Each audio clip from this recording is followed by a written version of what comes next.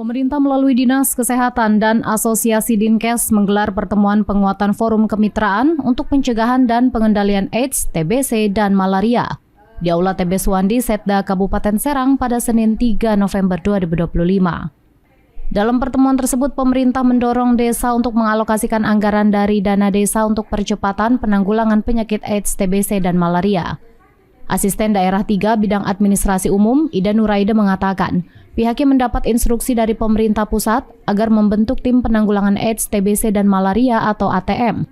Saat ini, Indonesia masuk peringkat kedua TBC tertinggi, sehingga Presiden memandang perlu memberantas TBC dengan membentuk tim mulai dari tingkat pusat hingga kabupaten kota.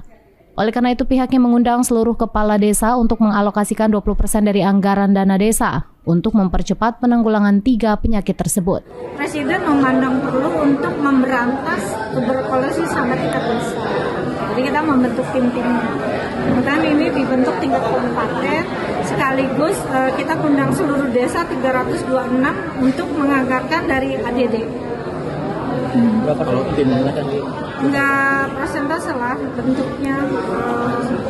Kalau tadi udah dipresentasi sama pendamping kayaknya 20%. Timnya dari mana saja? Jadi lintas sektor, Dinkes, Baprida. Sementara itu, Kepala Bidang Pencegahan dan Pengendalian Penyakit pada Dinas Kesehatan Kabupaten Serang, Istiana Haryanti mengatakan, kasus untuk TBC di Kabupaten Serang masih tinggi. Pihaknya juga sudah melakukan pemeriksaan terduga TBC mencapai 92% dari yang ditargetkan.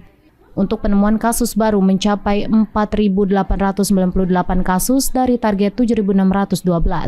Pemeriksaan terduga TBC kita sudah cukup tinggi 92% ya dari yang ditargetkan. Tapi untuk penemuan kasus ini kita masih 60%-an. Angkanya sekitar 2.000-an. Kenapa kita masih belum menemukan kasus? Tadi masih banyak masyarakat yang belum memiliki kesadaran kalau dia ada gejala dan tanda untuk berobat atau memeriksakan dirinya ke puskesmas. Di samping itu juga kita sedang aktif nih mencari penemuan kasus secara aktif maupun secara pasif. Jadi saat ini kita sedang jalan untuk. Disampaikan Isti, pihaknya juga sudah membentuk tim percepatan penanggulangan TBC HIV/AIDS yang tugasnya melakukan koordinasi dan sinergi melibatkan semua pihak. Untuk kasus malaria di Kabupaten Serang ada 1 kasus. Sementara untuk kasus HIV/AIDS ditemukan sebanyak 133 kasus pada tahun ini. Riki Pratama, jurnalis Banten TV dari Serang memberitakan.